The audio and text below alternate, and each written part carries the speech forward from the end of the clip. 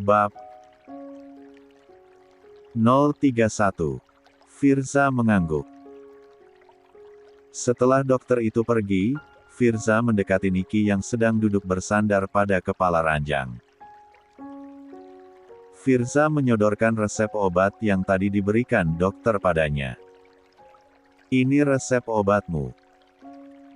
Niki menerimanya kemudian tersenyum. "Abang makasih ya udah datang jengukin Niki." Firza mengangguk. "Tadi siapa yang panggil dokter?" tanya Firza. "Aku sendiri yang telepon dokternya, Bang. Kebetulan memang ada kontaknya sih, jadi dokternya emang sering datang ke rumahnya Bang Nicholas kalau pas aku butuh pemeriksaan. Kebetulan tadi Mbak yang kerja di rumah ini juga datang bantuin aku." Firza mengembuskan napas lega. "Abang kamu gimana sih? Masa adiknya lagi sakit malah ditinggal-tinggal? Kalau nggak ada Mbak yang kerja itu juga gimana coba?" Niki menggeleng. "Bukan salah Bang Nicholas kok. Emang aku aja yang nggak mau ikut keluar kota buat kondangan keluarganya kakak ipar. Males, capek perjalanan jauh. Ya sama aja. Kalau tahukanmu ditinggal di rumah sendirian ya minimal abang kamu itu panggil orang buat jagain. Kan udah ada abang Firza," sahut Niki seraya tersenyum lebar. 119. Firza memutar bola matanya. "Mana bisa gitu, Nick. Abang juga nggak mungkin jagain kamu lama-lama, palingan sesekali aja kalau ada waktu. Abang, kan harus kerja dan abang juga udah berkeluarga." Niki mengendikkan bahunya. "Ya nggak apa-apa meski sebentar juga. Aku udah seneng kok kalau abang mau mampir meski sebentar." Lalu Mbak yang bekerja di rumah Nicholas datang ke kamar Niki sambil membawa nampan berisi semangkuk bubur dan segelas air putih. "Non Niki, ini saya bawakan makanan, dari pagi belum makan, kan?" Niki tersenyum. "Makasih ya Mbak Inah." Firza mengernyit.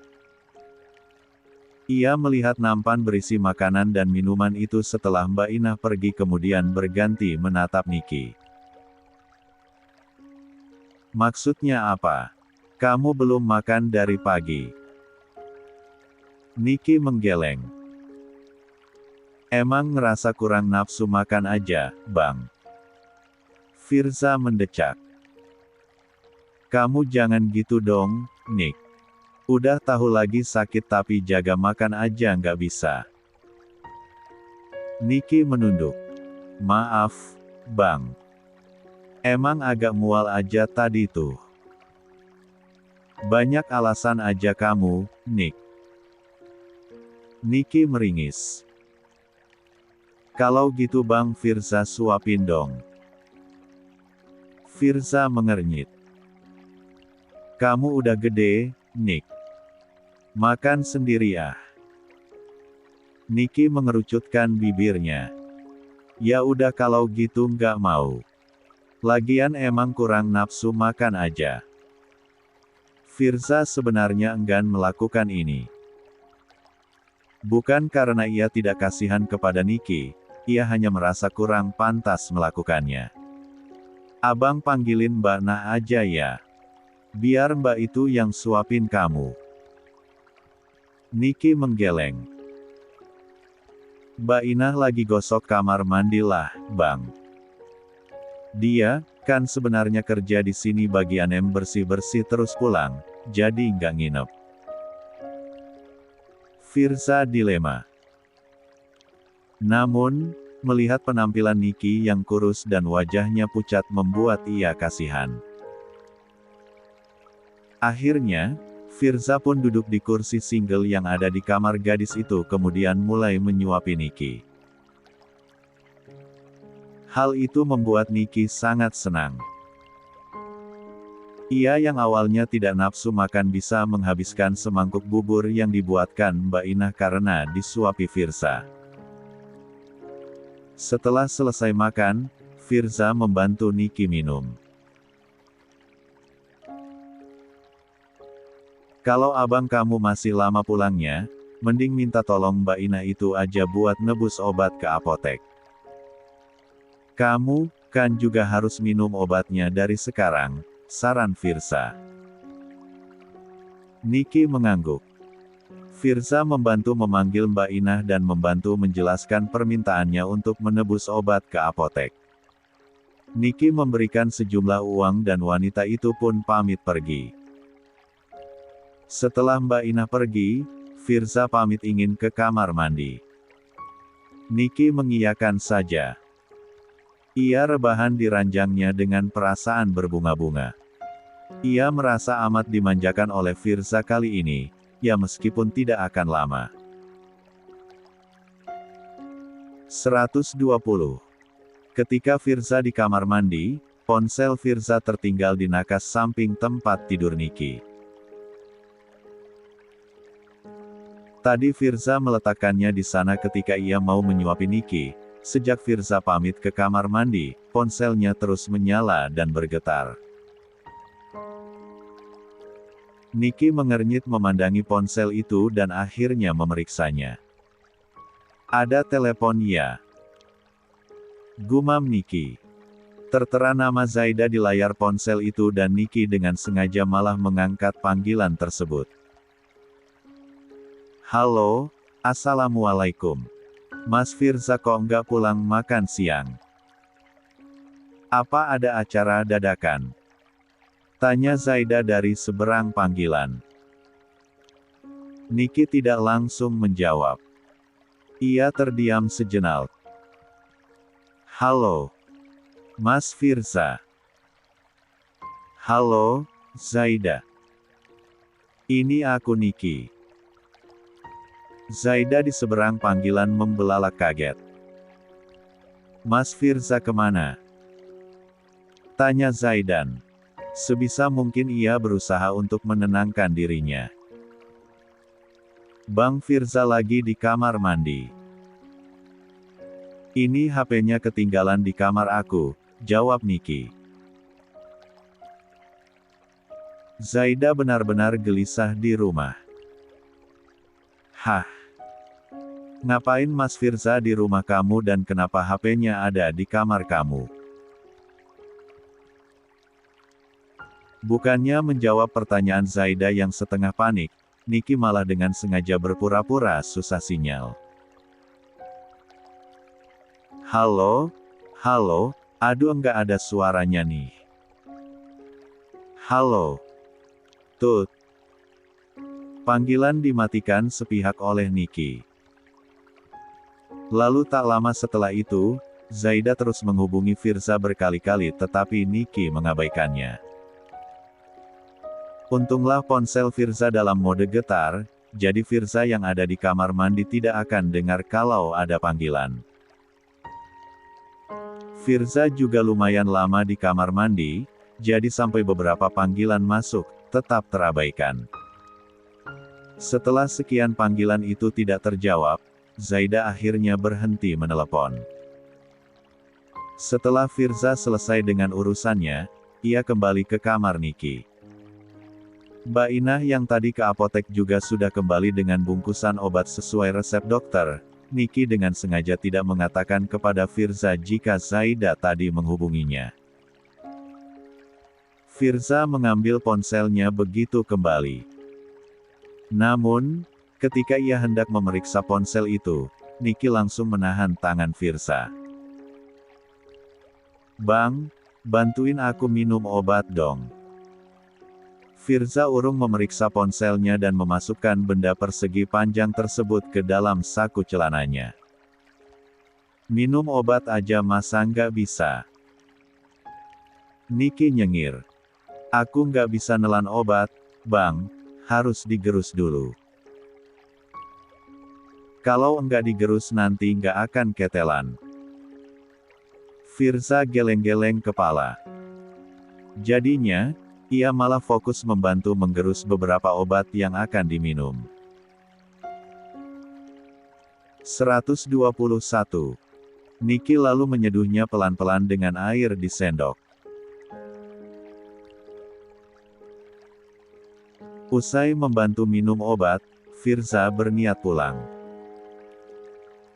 Zuhur sudah lewat dan ia juga sudah salat tadi menumpang di rumah ini setelah bertanya kepada Mbak Inah di mana musala rumah Nicholas sebelum wanita itu pergi ke apotek tadi. Jam dinding sudah menunjukkan pukul 2:15. Nik, abang pamit pulang ya. Udah hampir 2 jam abang di sini. Niki cemberut. Yah, jangan dulu dong, bang. Mbak Ina, kan barusan pergi lagi buat beli bahan makanan soalnya Bang Nicholas masih nginep juga besok soalnya kan di rumah keluarganya kakak ipar. Aslinya, sebelum Firza kembali tadi, Niki dengan sengaja meminta Mbak Ina belanja. Sebenarnya Mbak Ina sudah memiliki jadwal belanja sendiri yang disusun oleh istrinya Nicholas, tetapi Niki beralasan dia butuh camilan dan meminta dibelikan yang banyak. Mbak Ina hanya pekerja, jadi dia nanut-manut saja. Akhirnya karena Mbak Ina lama, Firza baru bisa pamit pulang ketika sudah sore. Firza pamitan sekitar pukul 3:30 sore dan baru sampai ke rumah pukul 4 lebih. Perjalanan dari rumah Nicholas ke batalion tidak jauh, tetapi trafik perjalanan sore hari lebih ramai daripada siang tadi, jadi jelas estimasi waktu perjalanan menjadi lebih lama. Sesampainya di rumah, Zaida sudah menunggu Firza di ruang tamu dengan marah. Firza baru saja membuka pintu dan belum sempat mengucap salam, tetapi Zaida sudah langsung mencegatnya. Dari mana aja? Tanya Zaida dingin. Firza kaget disambut kemarahan Zaida. Saya. Dari mana, Mas? Tanya Zaida lagi dengan nada tinggi. Dari rumah Niki, jawab Firza pelan. Tadi dia. Bagus. Bagus ya. Aku nungguin di rumah, aku kira kamu kerja tapi kamu malah pergi ke rumah perempuan. Jain. Zaida, tadi kondisinya darurat. Zaida tersenyum sinis. Oh, darurat ya. Memang sedarurat apa sih sampai ngabarin istri aja nggak bisa. Firza awalnya ingin menjelaskan baik-baik, tetapi mendengar nada bicara Zaida yang terkesan meragukannya membuat Firza kesal juga. Ia tidak suka dicurigai padahal dirinya tidak melakukan hal-hal aneh dengan Niki, murni hanya sekadar membantunya saja. Saya ke rumah Niki karena mau nolong dia, Zaida. Dia kondisinya sakit, tadi kambuh di rumah abangnya dan gak ada orang di rumah. Zaida mangut-mangut dan tersenyum penuh cemooh. Bagus, bagus, jadi kalian berduaan aja di rumah. Wow. Enggak tahu deh apa aja yang udah kalian lakukan di sana bahkan sampai sore begini baru pulang. Firza mengepalkan telapak tangannya. Kali ini, ia benar-benar kesal sebab Zaida terang-terangan menuduhnya melakukan hal-hal buruk dengan Niki. 122. Jangan keterlaluan, Zaida. Bentak Firza. Saya nggak melakukan apa-apa dengan Niki. Saya hanya bantu dia. Tadinya saya mau ngajak kamu ke sana, saya pulang dulu kok tadi ke rumah, tapi kamu nggak ada. Saya nggak bisa nunggu kamu karena Niki keadaannya darurat, jadi saya langsung berangkat. Zaida diam. Siang tadi memang baterai ponselnya habis. Ia lupa tidak membawa charger. Siang tadi, Hamidah, istrinya Letu Randy datang lagi menghampiri Zaida dan minta ditemani ke minimarket sekalian mau curhat soal temuan bukti suaminya selingkuh. Zaida yang bersimpati dengan kondisi wanita itu pun tidak bisa menolak, jadi akhirnya ia ikut. Sebenarnya, Zaida menemani Bu Randy hanya sebentar. Bahkan tidak sampai 1 jam. Setelah itu, ia langsung pulang karena takut Firza keburu datang untuk makan siang. Sayangnya, sampai lewat jam makan siang Firza malah tidak kunjung datang. Begitu Zaida menghubungi Firza, justru malah Niki yang menerima teleponnya dan membuat Zaida berpikir macam-macam. Saya tahu kamu mungkin khawatir kalau saya berkhianat atau apa, tapi saya nggak suka terlalu dicurigai begini. Kamu nggak memberi kepercayaan sedikit pun kepada saya. Saya itu nggak semurah itu, Zaida. Kalau kondisinya nggak darurat, saya juga nggak akan ke sana. Saya itu cuma ingat sama Amel dulu. Dia sakit keras, tapi nggak cerita ke siapa-siapa bahkan ke saya, kalkaknya sendiri karena nggak mau merepotkan. Saya bahkan tahu dia sakit di saat-saat terakhirnya. Kondisi Niki mirip dengan Amel. Dia nggak ada yang bantuin. Kalau jelas ada abangnya Niki di sana, ya mana mungkin saya datang, dia sendirian, nahan sakit, sebagai manusia saya tentu saja nggak bisa tinggal diam. Kalau menurut kamu menolong orang lain yang sedang kesusahan itu salah, rasanya perlu dipertanyakan tentang rasa kemanusiaan kamu itu. Firza mengomel panjang lebar. Setelah itu, ia langsung meninggalkan Zaida begitu saja dan masuk ke kamar mandi untuk membersihkan diri. Zaida benar-benar tidak diberi kesempatan untuk menjawab sedikit pun. Rasanya, keadaan bahkan menjadi berbalik dan Zaida lah yang bersalah. Kenapa malah jadi aku yang salah sih? Gumamnya kesal. Sampai malam, interaksi Zaida dan Firza masih kaku satu sama lain. Mereka sama-sama diam. Rutinitas tetap berjalan seperti biasanya, tetapi tidak ada yang berbicara. Mereka bahkan makan berdua di ruang makan, tetapi juga diam satu sama lain. Sesekali, Zaida melirik Firza yang duduk di hadapannya. Pria itu makan dalam keheningan, lalu begitu selesai ia langsung mencuci piringnya sendiri dan masuk ke kamar tanpa sepatah kata pun diucapkan kepada Zaida. Zaida jadi tidak nafsu makan, ia kesal dengan Firza yang malah berbalik menyalahkannya. Ia tidak betah terus didiamkan dengan Firza, padahal, Zaida hanya sedang berusaha mempertahankan haknya sebagai istri sah. Ia juga tidak semata-mata menyalahkan Firza. Bahkan setelah marah-marah, Zaida masih tetap introspeksi diri apakah dirinya terlalu berlebihan atau tidak. Sayangnya, Firza malah mendiamkannya. Zaida menyusul ke kamar setelah selesai makan malam dan juga salat Isya. Bahkan saking parahnya pertengkaran mereka hari ini, Zaida dan Firza sampai salat sendiri-sendiri. Ini benar-benar tidak bisa dibiarkan begitu saja. Ketika Zaida ke kamar, Firza sudah berbaring menyamping di kasur dan memejamkan matanya. Zaida berusaha untuk menurunkan egonya sedikit untuk meredam situasi. Barangkali setelah itu, mereka bisa bicara dari hati ke hati.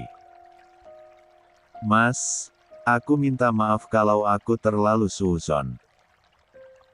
Aku hanya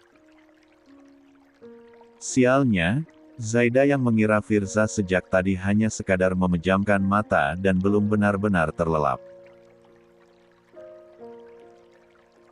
123.